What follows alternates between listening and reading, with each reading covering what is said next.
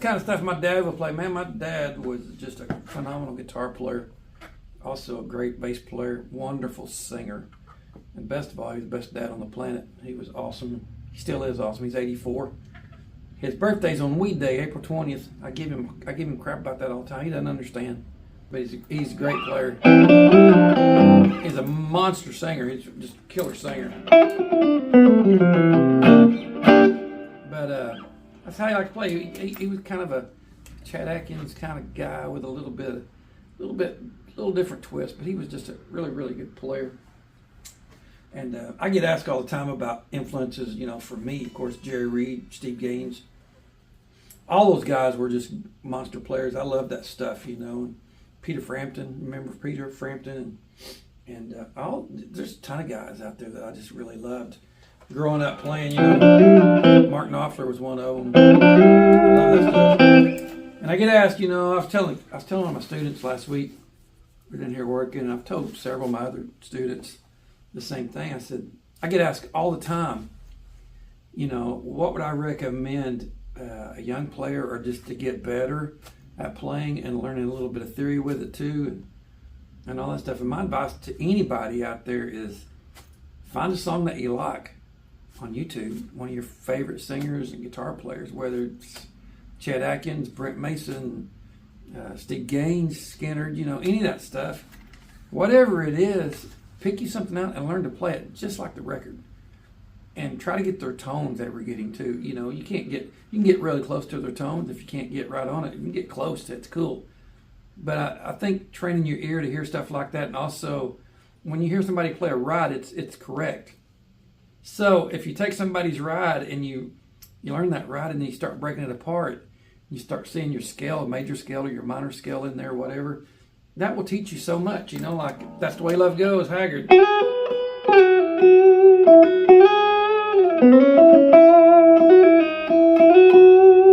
That kind of stuff, playing out that E minor or E major scale right there. Even though it's got a minor in it, it's got it's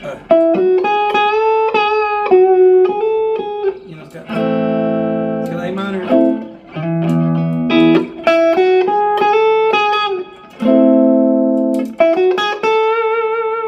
You're playing out that A minor and then back to the E major. If you will learn stuff like that, if you'll just learn rides, just learn them just like the record. And if you need help with anything, holler, man. I'll try to explain stuff to you too.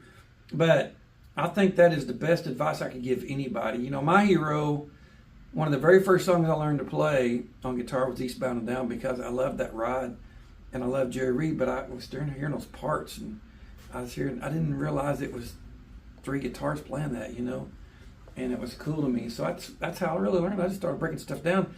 I used to play music and didn't even realize this was a C major 7. I didn't know. I just knew it sounded right. When I was growing up, we didn't have internet, YouTube, or that stuff. I had to listen to CDs, cassettes, vinyl, and I'm really thankful for that too because back when I was learning like that, it made my ear I could hear very well.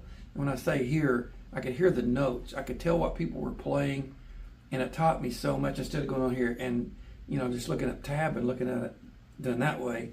And that's fine. I'm not knocking tab. I think tab's a great tool too. But I also think you need to understand why you're playing that. And there again, I think the rides, even if it's something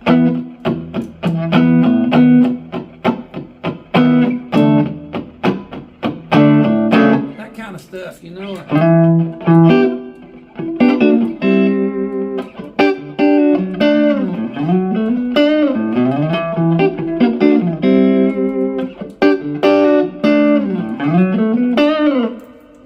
that kind of stuff. If you will just take time and if you really want to get to be a better player and a really, really good player, that's one of the key things you need to do, in my opinion.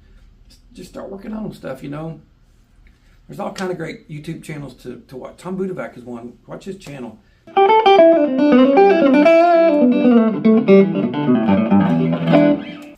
I don't even think modes when I play. I don't even think scales. I know where I'm going because I've been playing forever, but I'm old. I'm old. Anyway, turn it up, play, man. Enjoy music and have a good time with it. Learn some rides. Learn something new. Later.